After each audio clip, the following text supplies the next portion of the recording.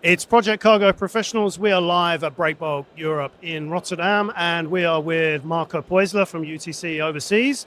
Marco's been on the podcast before, and he's back for a bonus round. Thank you. It's wonderful to be here again. Good to see you, Marco. You've recently written a very interesting paper about the situation in the Middle East, which seems to be changing on a daily basis. What was the takeaway that you wanted people to get from that paper? I think the key part of that paper was the Strait of Hormuz and how globally we have Panama Canal, we have the Strait of Malacca, of these choke points. And that was the point of the paper, to pay attention to choke points around the world. We've seen that with the Panama Canal multiple times, with water levels, with disruption. And it's something that's somewhat obvious when it happens, but then it surprises all of us.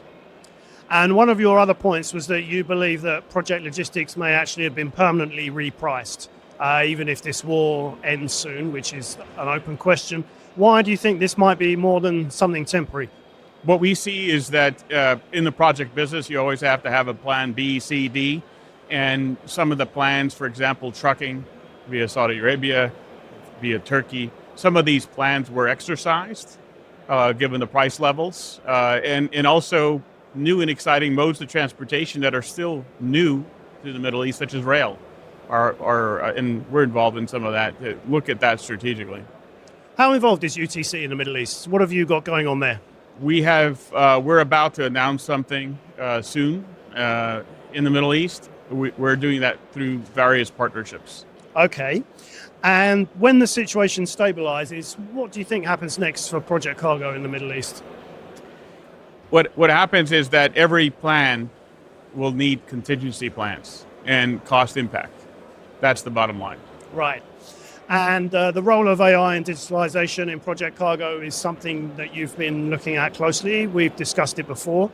Where do you think that has most application at the moment? Well, it's a great question, and I can speak a little bit more openly now after 2 weeks of the big announcement. And I think when we last spoke, I was under a very, very strict NDA from the company. So we started looking at this really back in 24, digital technology, and we filed for a patent in the United States in November of 24, and it had it issued in May 13th, 2025, an AI algorithm to predict rail clearance. Yeah. And just 2 weeks ago, the CEO of the Port of New Orleans, the NOPB short line, made the announcement that they contracted UTC Overseas to use that tool to help shippers basically compete with other U.S. ports. Obviously, Houston is their number one target, but what makes the Port of New Orleans attractive is that they feed into the 6 Class 1 railroads. Right. And they're using this software to help shippers analyze and see if they could design for that as a port of entry. And that's a perfect answer to your question. Specifically, that's a perfect example. We have a number of other use cases that we're applying right now, but that's one that's been released in public. What's exciting is that we've had shippers give us their historical data, and we have then, we've offered discounts for use of this technology. But what's exciting is that we've had a number of railroads now want to adopt this to compete with trucking as a mode of transportation. And that seems to be efficiency of AI, but cybersecurity. And we selected Palantir because they do quite a bit of government work, period. U.S. railroads, for example, are a national security concern and could be a threat. And to have a secure platform, it definitely was a concern from a cost point of view, but we were able to get a platform that's still very competitive for shipping. And with that, I see that as one example, because our industry is a slow burn when it comes to adoption of technology, right? Tell me about it. And this is one that a railroad could compete with this adoption with trucking. And there's a number of benefits. If you look at the carbon footprint, it's not in fashion to talk about that, but we still talk about it. We have a number of clients. It is over here. Yeah. Well, we have a number of European clients that still demand carbon footprint tracking and all that. And if you're looking at multi-modes in the United States, rail by far per mile ton has a lot less of a carbon footprint. So there's a number of factors of looking at besides a pure feasibility of a rail permit or rail clearance. But this is specifically project cargo application you're talking about. It started there, but Okay. I can't talk about other clients that have approached us Right. to use the same technology for new and exciting things. Well, you can clearly see this is going to roll out This further. is- It's going to have other yeah. application. And our business plan, we've had a 3 to 5 year plan. I could tell you we're about a year ahead on the rollout with this excitement. It was a big announcement at RICA and a big buzz as well. How was the RICA event this year? Unfortunately, I missed it, but we had a number of people at UTC there. So whilst we're on the subject of rail, what's your take on the proposed merger between the two big railroads? That's a perfect example of trying to strive for efficiencies, and the railroads are struggling with becoming more efficient and dealing with a number of the cost variables, right? And I'm not in this technology is something that they individually look at to be cutting edge. And I would argue that there's lack of a software that is applicable to all the railroads, which we have. Right. And UTC's got quite a lot going on. Recently announced UTC Transoceanic as well. Tell us about that. Well, our business model around the world has always been to serve locally and be a global company with global standards, but always be able to serve locally. And we did this in Mozambique. We're now very involved with Mozambique. We had a team of 3 people there very early on. We did this in Guyana and did multiple route surveys with a team of 2 people on the ground. And with our standards, just doing route surveys and making that sort of investments.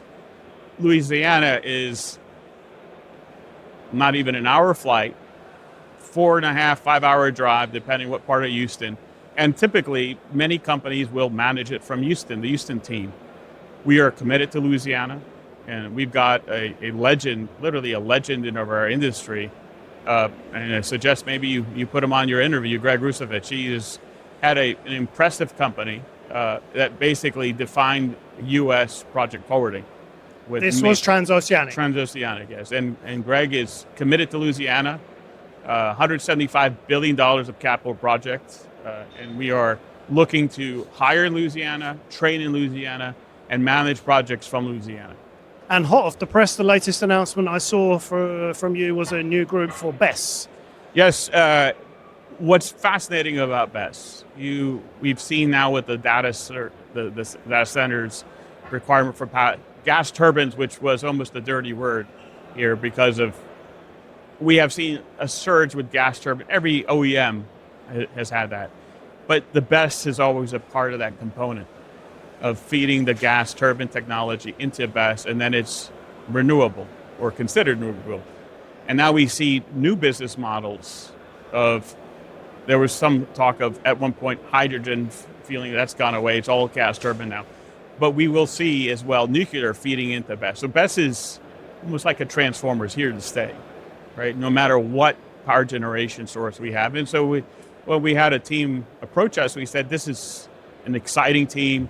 A lot of it is coming out of Asia. We're sitting in Singapore with our new Singapore team there. And it's very strategic to be able to manage the Class 9 cargo, which is very complex. The carriers are very hesitant about taking it on. We've got the team to be compliant with it and convince carriers that we can make it happen. We were just talking to Fluence before you came by, and they were saying the same thing, and also that their products are getting heavier, they're getting more complex. So are you seeing greater logistics challenges with that type of cargo? You hit it and spot on. how are you managing that? When about 10 years ago, when we saw this come up, most of the project forwarders, and I would say we weren't innocent in this assessment, saying, it's just a container, it's not fun. And now you've got a 20-foot ISO piece of cargo that looks like a 20-foot container. It moves like a 20-foot container, but it weighs 55 metric tons. That's breakbulk cargo. And getting bigger. And getting heavier. bigger. And heavier. And it's hazardous. So the carriers, of course, you've had incidents with fires and all of this. And in dealing with that risk, it needs a more sophisticated project logistics company to pay attention to detail. That's what makes a project forwarder a project forwarder. can look at a contract, can look at risk management, these sort of items here, and communicate it to an EPC, an OEM, or a project owner. And how competitive a segment is that from a project forwarding standpoint? Well, it is still competitive because there's options with container lines and stuff, but there's also clients that need the value add, right? Marco, thanks very much for stopping by. Thanks for the update. Thank you. Cheers.